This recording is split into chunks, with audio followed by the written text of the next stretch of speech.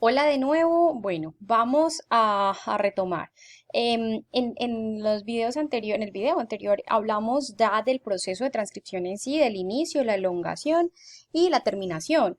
Pero entonces les dije que dentro del proceso de elongación había un proceso conocido como pues maduración del RNA mensajero. Digamos que les hablé ya de una parte de la maduración que era poner una caperuza, una guanosina, una 7-metilguanosina invertida en el extremo 5' de ese mensaje y al final de esa cadena íbamos a tener en el extremo 3' una cola poli A, pero les dije que lo contenido de la información, pues que estaba, contenía como intrones y exones, pues que tenía que tener un proceso de corte y empalme del cual vamos a hablar ahora. Entonces, dentro de esta parte, dentro del intermedio, entre la caperuza y la cola poli A, vamos a tener vamos a tener allí intrones y exones. Esos intrones y esos exones pues tienen que ser, los intrones deben ser removidos porque por definición el exón es quien trae la información genética para codificar algo. Entonces, dentro de esa secuencia de RNA mensajero, vamos a encontrar hay unos sitios de corte y empalme. Entonces, el proceso de corte y empalme es precisamente eso, quitar el intrón y unir los exones para luego dejar solamente los exones para que quede el RNA mensajero listo para ser leído. En ese sentido, entonces hay unos puntos específicos o unos nucleótidos que marcan esos extremos que deben ser cortados por el proceso de corte y empalme, por las enzimas o las proteínas que hacen el proceso de corte y empalme. En este caso, entonces, en el extremo 5' del intrón vamos a tener este tipo de nucleótidos GGU que pueden variar entre AC o A, AG, A, GU, ¿sí? Entonces pues vamos a tener como estos que son conservados y unas variaciones que pueden ser estas, las que se han identificado hasta ahora. De otra parte, en la mitad o un poco más allá del intrón, vamos a tener una adenina que puede estar marcada por unos nucleótidos como estos, donde allí pues son nucleótidos que pueden variar, pueden ser timina, guanina, citosina, pero esta adenina puede es una adenina conservada que siempre va a estar en ese punto de ramificación y es, como se conoce, un punto de ramificación. Vamos a tener también acá entonces una secuencia de polipirimidinas y que pues también son conservadas, cambia de pronto pues el tipo de pirimidina que se ponga allí. Y vamos a tener hacia el extremo 3' los nucleótidos conservados AGG y pueden variar entre GU y CU en este lado. Entonces, estos puntos son los que son reconocidos por las moléculas que hacen en corte y empalme. Por eso cuando nosotros tenemos, por ejemplo, una secuencia de ADN y queremos identificar dónde hay un intrón, pues lo que se hace, y es para eso ya existen software que identifican específicamente esta información que está acá. Identifican estos puntos de corte. Identifican estos puntos de corte y a partir de ahí pues se puede hacer el corte y empalme. En ese sentido, entonces el proceso de corte y empalme va a estar regulado por ribonucleoproteínas pequeñas nucleares. Entonces, este es un tipo de RNA pequeño nuclear que habíamos hablado arriba y habíamos comentado, lo habíamos definido dentro de esos grupos de RNAs funcionales que conocemos o que se han descrito, y estos pues se van a unir con proteínas, por eso se llaman ribonucleoproteínas de pequeños RNAs nucleares. Entonces, básicamente, estas ribonucleoproteínas se conocen como U. Entonces, es una familia que va de la 1 a la 6 y son los que van a reconocer esos puntos de corte que les mencionaba ahora y que les describía en el intrón. Entonces, imagínense el RNA mensajero con sus exones, sus intrones, y vamos a ver que entonces la proteína U1, la ribonucleoproteína U1, reconoce el extremo 5' de ese intrón. Luego, hay una proteína que es la BBP. Esta proteína BBP va a funcionar como un punto de reconocimiento para luego reclutar a el U2AF, que finalmente reconocen pues el punto de ramificación. Estos van a unirse acá y son los puntos de reconocimiento para que después llegue otra ribonucleoproteína que sería la U2. Una vez llega la U2 y pues ya está reconocido acá en el extremo 5' del intrón por U1. En este momento U2, pues que está unido al punto de ramificación, ayuda a hacer una especie, bueno, y entran también las U4, U6, U5, que es un triplete de ribonucleoproteínas pequeñas nucleares, que entonces van a interactuar entre sí y lo que hacen es acercar o formar una especie de bucle para que esta adenina que tenemos acá haga un ataque nucleofílico en este extremo 5' y rompa el enlace fosfodiéster que tenemos acá y lo conecte aquí. Entonces en este punto ya hay un acercamiento, hay un ataque nucleofílico en este punto, luego entonces salen U1 que acababa de reconocer el extremo 5' y sale U4, recuerden que esto era como un trímero que habría acá, sale U4 y se queda U6, se queda U2 y U5. En este caso, acuérdense que salió U4, U6 se queda acá en este hidroxilo, con este hidroxilo libre. Fíjense que acá ya se hizo el enlace fosfodiéster con el punto de ramificación.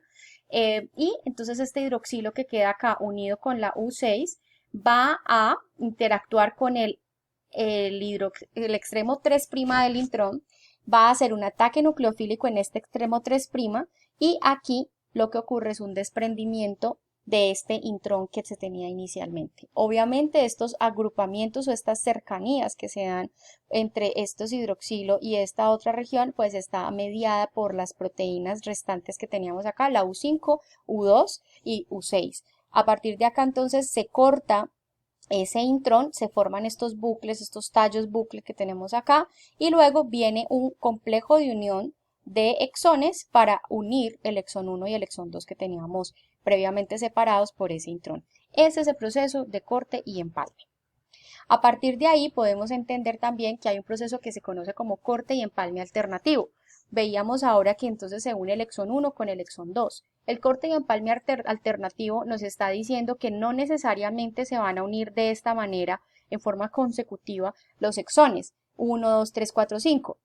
No necesariamente. Esta unión en esta manera ordenada, cuando se traduzca, va a dar origen a una proteína.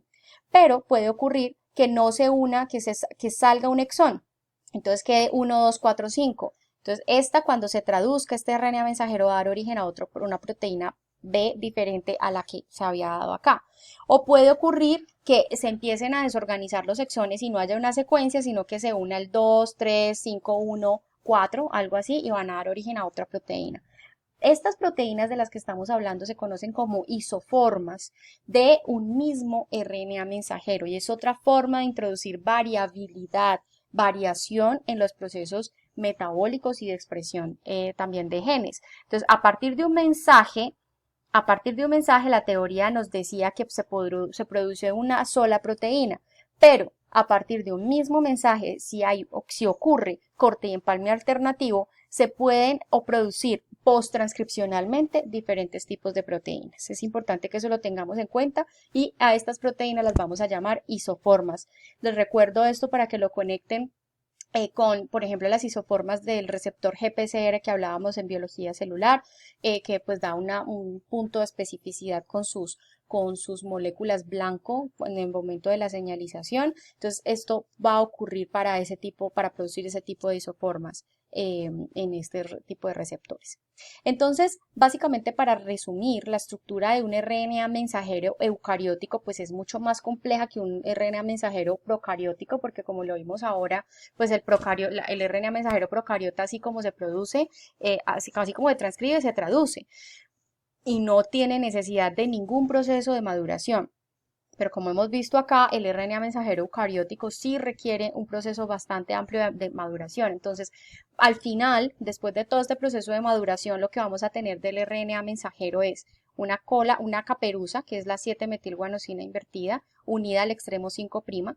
Vamos a tener una región que se llama 5' UTR, que es una región no traducida, untranslated region, que sería esta. Y vamos a tener una región codificante que son ya exones solamente, ya quitamos los intrones, y luego vamos a tener en el extremo 3' otra región no traducida que conocemos como 3' UTR, y vamos a tener la cola poli A, que ya es el final de ese mensaje. Es importante que tengamos en cuenta estas UTR 5' y 3' que están en el RNA mensajero una vez producido y madurado, porque en estas regiones van a haber puntos de regulación para hacer la traducción, puntos de reconocimiento del ribosoma para empezar el proceso de traducción y pues es importante que lo tengamos en cuenta, entre otros puntos de regulación también para hacer traducción. Entonces, tengamos esto en mente acá.